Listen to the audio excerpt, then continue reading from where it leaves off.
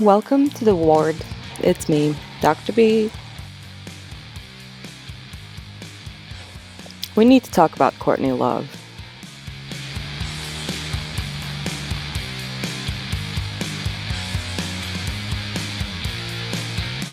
Tom Grant, the private investigator that Courtney Love herself hired shortly after Kurt went missing, is one of the most public proponents to the suicide theory.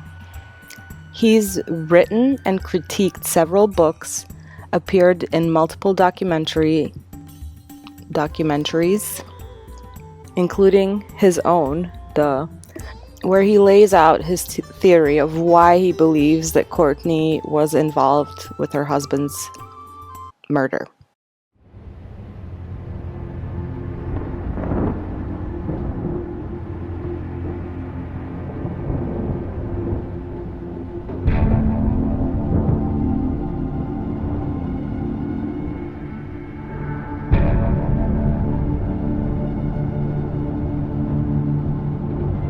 My name is Tom Grant. I was hired by Courtney Love to find her missing husband, Kurt Cobain.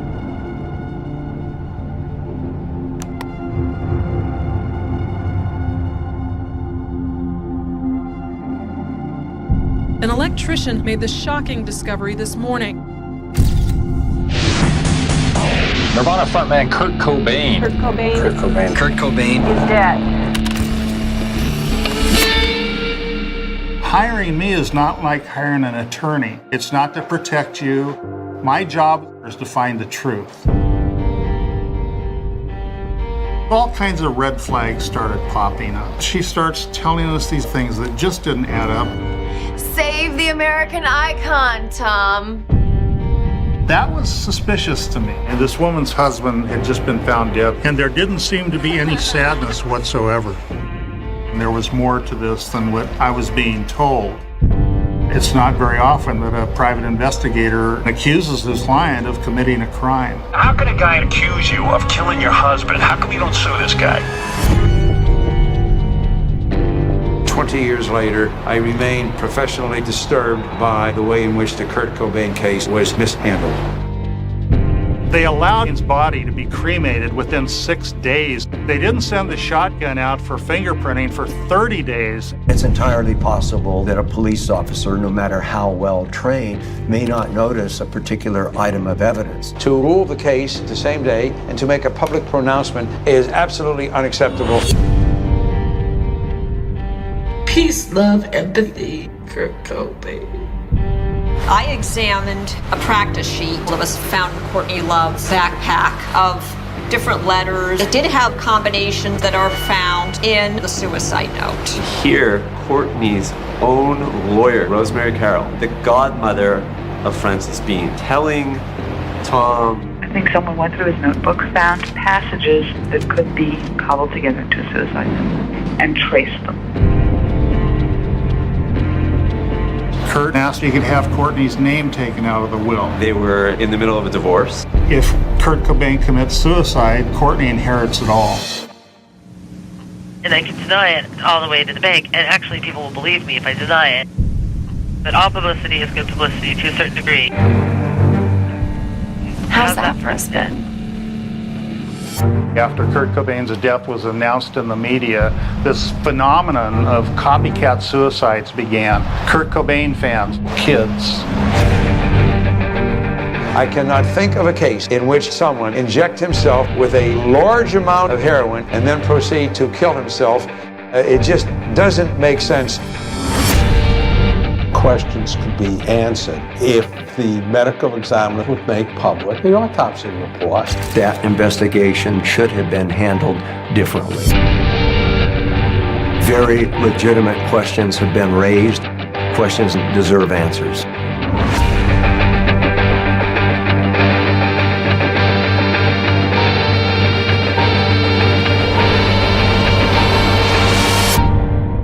I would tell you right now that if I were the chief today, I would reopen this investigation.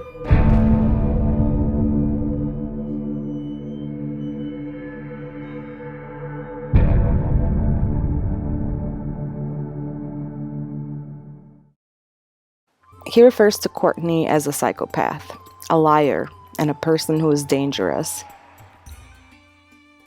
He said, and I quote, "I found Courtney to be extremely intelligent. She's also a psychopath, a pathological liar, and an opportunist who will use anyone and any situation to self-promote her ambitious goals of fame and fortune. Courtney's unbalanced mental condition is obvious. I don't believe it takes someone with a degree in psychology to identify the problem. The media may see Courtney as a person who is fascinating. I see Courtney as a person who is dangerous." Now, Tom is an experienced investigator and former law enforcement officer. His observations intrigued me because they're not just theories proposed by some amateur sleuth. Tom Grant was involved with other high-profile cases, such as that one of Paula Jones. A private detective once employed by Courtney Love to find her late husband Kurt Cobain has now come out and charged that Cobain did not commit suicide 8 months ago, but was in fact murdered. I believe that Courtney Love and Michael DeWitt and possibly 2 or 3 other persons conspired and plotted and eventually succeeded in killing Kurt. Though he says it's obvious she's a psychopath, I wanted to test that theory. It's not often that we see murderous female psychopaths. In fact, they're so rare that the few that we did come across remain the pioneers of evil.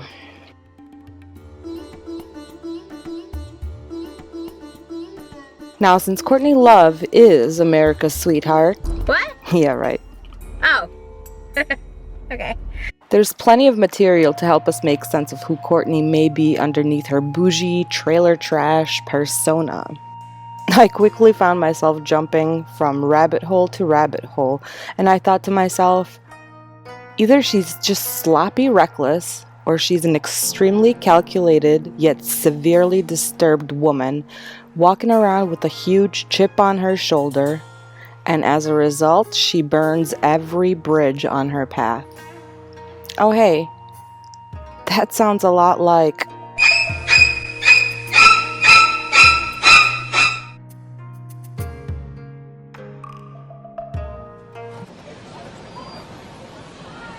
Hi, Courtney. That's Courtney, everybody's favorite. Come on up. Should we let her come up? Yeah. No, don't, please. Come on, Courtney. I went to Truth or Dare with Kurt, and we were leaving. He goes, "That's you." Huh? So we were first going out. What?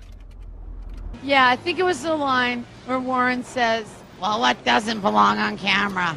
Oh. Okay. Right? Okay, Madonna's running off. Now, there's no diagnostic category in psychology called evil. Perhaps it's better that way. All that psychobabble and psychological terms that are already misused and very serious labels are thrown around to make sense of behavior that we can't comprehend. The danger in that is its overuse. It loses the severity and the callousness the term is meant to capture. Sociopathy, psychopathy, or malignant narcissism are perhaps the closest we can currently come to formally diagnosing evil. Each of us harbors the innate capacity for evil, yet we prefer, for obvious reasons, to deny that disturbing reality, choosing instead to unconsciously project that potentiality for evil behavior onto others, rather than consciously acknowledging it in ourselves.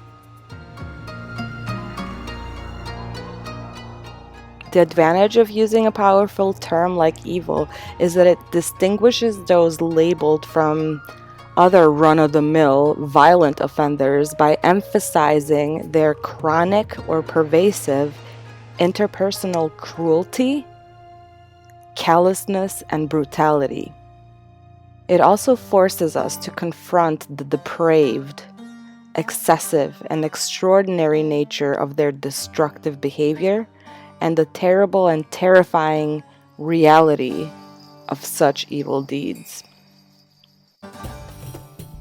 What might someone deserving such a dramatic diagnostic label as evil look like? To begin with, it's important to note that by definition, antisocial personality disorder is a pervasive pattern of disregard for any violation of the rights of others occurring since age 15. I would start the occasional riot by banging on the door and making animal noises, and everyone would end up in restraints, and it would be a real fun night at juvie. Moreover, diagnostic criteria includes failure to conform to social norms with respect to lawful behaviors as indicated by repeatedly performing acts that are grounds for arrest, deceitfulness, reckless disregard for safety of self or others, and maybe most tellingly, lack of remorse as indicated by being indifferent to or rationalizing having hurt, mistreated, or stolen from another. He goes, cancer. I go, me too. When's your birthday? July 1st. Me too. That was my way of getting him to sleep with me, was by telling him that I had the same birthday. And it stuck.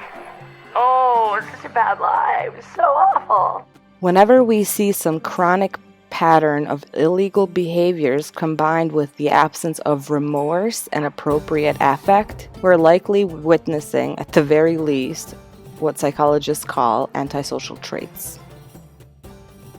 I don't count anything that goes on in LA County Court as worth a It isn't real, it's reactive, and I'm the gerbil for it. Me and Kurt were the gerbils for it. That was suicidally horrible, that situation with Prince. Now, what strikes me about Courtney is that she typically tends to be so detached from her own humanity.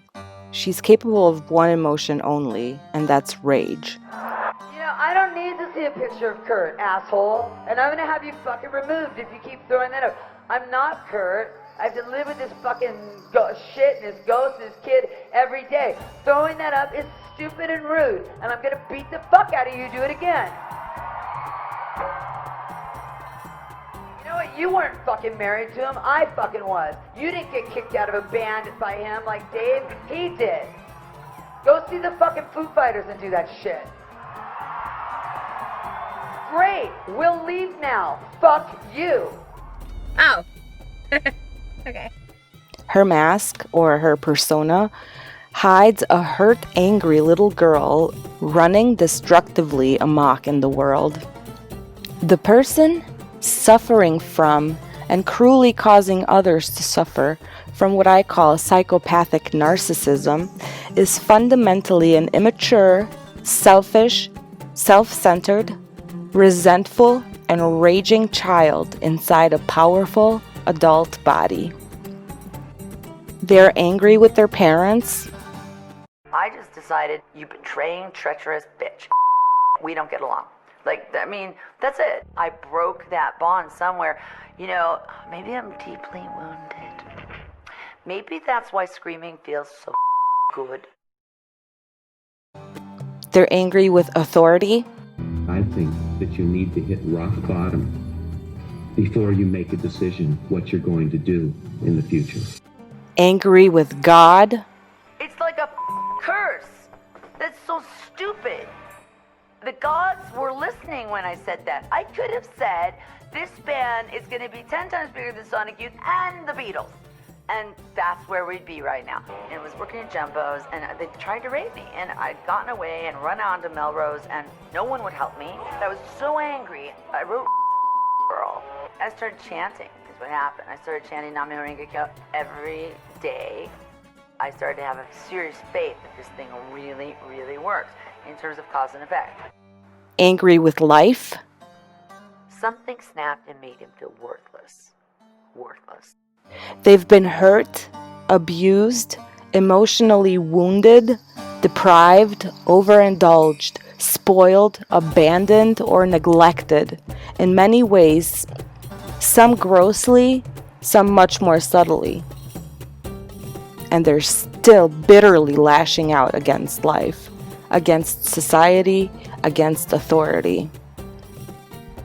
When you've pissed off an impulsive 5 or 10-year-old in an adult body with the freedom to do just as she pleases, you have an extraordinarily dangerous person capable of the most heinous evil deeds. Such angry, vindictive, embittered, opportunistic, impulsive, and sometimes predatory people see the world as their personal playground, and for some, everyone in it is a potential victim. Something good can come out of Kurt's death. I don't know what it is yet, but something good can. Something good can.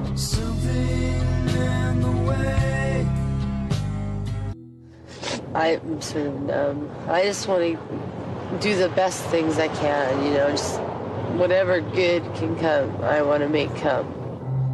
And that's our wedding week for good luck, okay? So make sure you take care of it.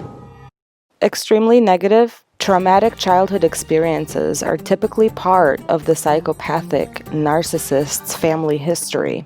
My boy Freud made it clear that during the most crucial phases of personality development in childhood, profound damage can be done not only by getting too little love, attention, gratification of needs, but equally by receiving too much of these necessary positive influences. Kids naturally need love, affection, support, attention, and recognition, but they also need firm limit-setting boundaries, appropriate and consistent consequences for bad behavior, discipline, and what developmental psychologists call optimal frustration.